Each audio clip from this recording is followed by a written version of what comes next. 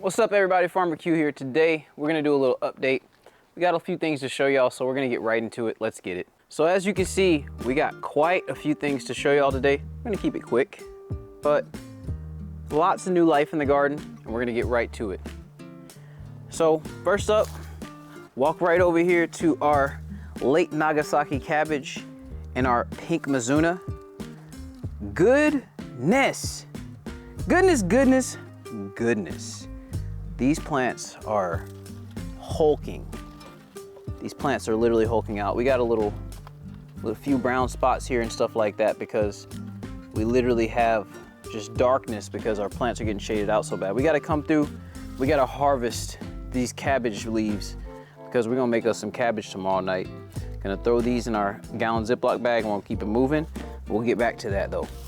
So let's come on over here to our Burmese okra. Talk about some of the okra pods, some of the okra stalks. Man, this plant has been nothing but productive for the last 2 weeks. We've been coming out here, taking okra off the plant, really just trying to get as much as we can before the winter season really sets in.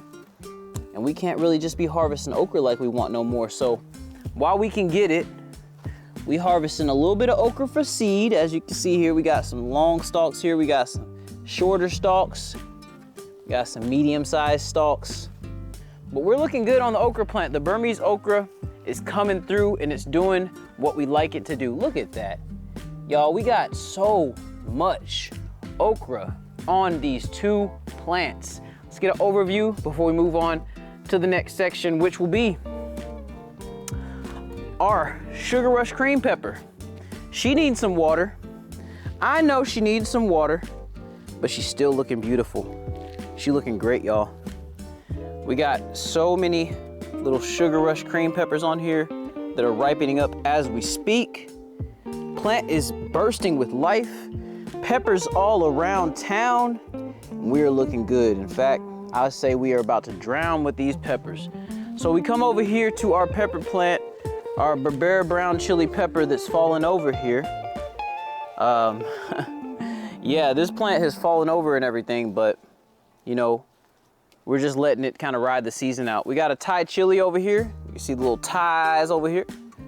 And this looking like it's doing pretty good. We got another Berbera brown chili over here that's actually starting to ripen here. So you can see that. Got the shade starting to turn and everything like that. And over here we got our purple Murasaki peppers. As you can see, it's perfect contrast here. These peppers start out purple and they finish out red. Go to an orange, kind of an orange color that you can see here, then they'll finish out red. We got a few red peppers up through here that we need to come through and harvest that we'll come and do that with. So coming over here next, we got our sweet potato patch. Epic. Y'all, the sweet potato patch is beyond epic, y'all. I've harvested these sweet potatoes for the past 2 years in November. We are just breaching October as we speak right now.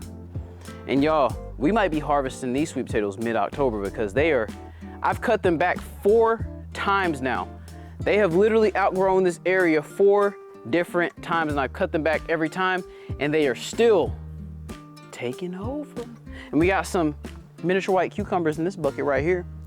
They're doing pretty good, coming along nicely and everything like that. So we got a bigger one over there that's taking up more water and everything, but it's putting out fruit, so we're going good with that. And we got our Jerusalem artichoke over here, which is our sun choke. They call them fart chokes because, you know, you harvest the roots and you eat them. They're very nutritious, delicious for you and everything like that, but they produce the flatulence. So be on the lookout for that if you're gonna grow the Jerusalem artichoke or sun choke. Coming up next, we have our greens patch and some surprise amaranth. Let's look at this amaranth real quick. We got some red garnet amaranth here. They just decided, hey, we gonna stay and we gonna pray. And that's what it did. So it's growing alongside of our greens patch here. So first up, we have our collards. Y'all, our leaves are looking beautiful. Our leaves are looking wonderful. At first, they were not looking wonderful, as you can see with the holes that we have here. We had some cabbage looper damage, but once we got the BT coming down once a week, it halted all bug damage on all of our greens, so we're really happy about that. Next up, we have our green magic broccoli, y'all. So this broccoli is starting to come to a head now. The leaves are, as you can see, very healthy, just like all of the rest of the leaves of the other greens and everything like that. But the broccoli, it's a shorter kind of a variety, and you can see that it's getting kind of that stout look to it, and it's really starting to develop in that kind of a way. So last up over here, well, not last up, we got our cauliflower next up, and you can see the leaf damage that we had from the cabbage loopers, but non-existent when you come up here to the new growth now. Looking nice, shiny, sheeny, got that coat to it that you like to see on the leaves of the greens when they're growing nice and healthy and strong. We're gonna keep it moving. Next up, we have our this is the late Nagasaki Chinese cabbage again. We just got a few plants over here that are growing and doing their thing, and you can see here we got seedlings. I don't even know what that is, y'all. I'm just planting greens out here. I think it's red Russian kale though, so that's gonna develop and everything. But we got our American purple top rutabagas here, our rutabagas. American purple top looking beautiful. These aren't as grown up as the other ones, but we have some more random sporadic greens here growing as well. Coming over to our bed of epic. I guess that's what we'll call it, right? So we got our green wave mustards up first. The green wave mustards are brilliant, y'all. The green wave mustards, they have taken their time, really have thickened up. Oh my goodness, the green wave mustards are looking majestic, looking beautiful, looking luscious, looking delicious. I want y'all to just take a look at the size of this leaf, y'all. Look at my hand. Y'all, look at my hand compared to the leaf. The leaves are super healthy. We are in the thick of the fall season, y'all, so we're gonna take y'all along here on this rest of the bed here where we have some more pink mizuna.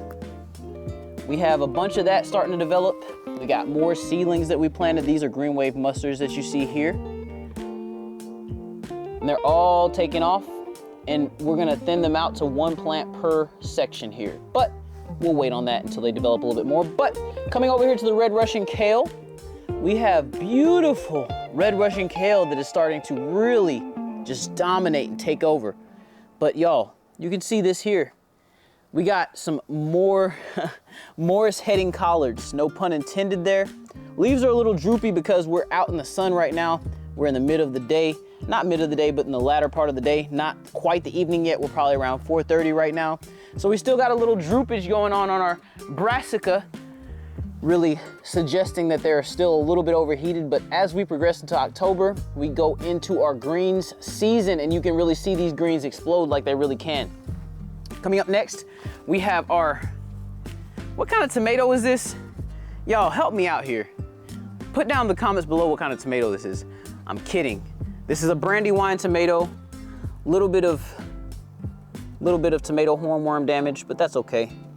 The plant is definitely needing some more bread ties on it and everything like that because it's starting to grow beyond the scope of the original bread tie, which is here to kind of help support the plant. But we're gonna put some more bread tie on there. We got a whole roll of it, about 200, 300 feet of it. So we're good to go on that. But just to give y'all a little overall view of the tomato plant's brandywine, this is a beautiful plant. Produces nice and sizable tomatoes. Hopefully we can get at least 1 or 2 tomatoes on this season. Maybe not, it's a little late, but we got plenty of cherry tomatoes, which I'll show you in just a few. And then this is our beautiful comfrey, which has reversed its way out of flower. At first, y'all, at the beginning of the season, this comfrey was just flowering like mad, but now we are back in the complete vegetative cycle of the comfrey. And now we can start back harvesting beautiful, luscious, delicious, not delicious, don't eat these leaves, beautiful, luscious leaves for our fertilizer for the garden. So moving on, this is a uninterrupted, I guess you can say unedited video. We have our miniature white cucumber. You can see here we have a pollinated cucumber here. We have more flowers all throughout the plant, but this plant needs water for sure. The sun is definitely having an effect on it. As we cool down, it seems to do a little bit better. Moving on, we have our snow peas here, or our peas in general. And they're starting to grow up our tomato cage that we have set just for these peas here, and it's looking great. Moving on over here to our other late Nagasaki Chinese cabbage that is having some, you know, not issues, but it's just out in the sun right now. Really just doing that little brassica leaf droop thing, and it's coming back along as we speak. We got a little bit of Monstro de Veriflay spinach here, peeking up above the surface. And now here, more late Nagasaki Chinese cabbage as well as here. But as the sun leaves the area, they perk back up, so no worries on that. Over here we have some but what's called Shahimasai Greens. And these Shahimasai Greens, I'm excited to grow them because every time I've germinated them inside and then brought them outside, the pill bugs have eaten them. But when I germinate this stuff outside, it seems like the pill bugs will just leave it alone. So we got more of them over here, and they are just about to take off and do their thing as the fall season progresses into play. And we're gonna keep it moving. We got more Monstro de Veriflay spinach over here in this pot. It's just starting to germinate now. You got some that is just starting to peek the surface there, but we're gonna have a full pot of spinach. We're gonna have a full pot of Shahimasai greens over here. We're gonna have a full pot of our late Nagasaki Chinese cabbage, just like we have over here in the corner. So moving on to our section of the fruit trees and edible bushes and everything, we'll start out with our Natchez blackberry. Look at the new growth that we're getting on our Natchez blackberry. Look at the link up above to see what we transplanted these beautiful edible shrubs and trees into, but we're getting all kinds of new growth now, y'all. Like, the new growth is astounding, beautiful, delectable, wonderful new growth, and we're all kinds of happy about this new growth that we're getting across the whole plant before the fall season, so we can bring it inside, let that new growth continue, and then into the spring we'll have a bush of a beast of a plant. Next up we have our Florida Rose blueberry. She's not doing too good. We might end up looking for another Florida Rose blueberry. Literally, I have probably no new growth on this plant since I got it. I'm probably just gonna say it's about kaput. But the thing about it is, we're gonna just try to see if we can get it to spring back to life. We got some clover growing at the base of it here. But we have our Tiff Blue blueberry over here, which has all kinds of new growth on it. I might just end up getting another Tiff Blue blueberry because this variety seems to do well in my garden. It's doing wonderfully out here and have no complaints about it. Next up, oh man, we got our improved Meyer Lemon. Look at all of this new growth, y'all.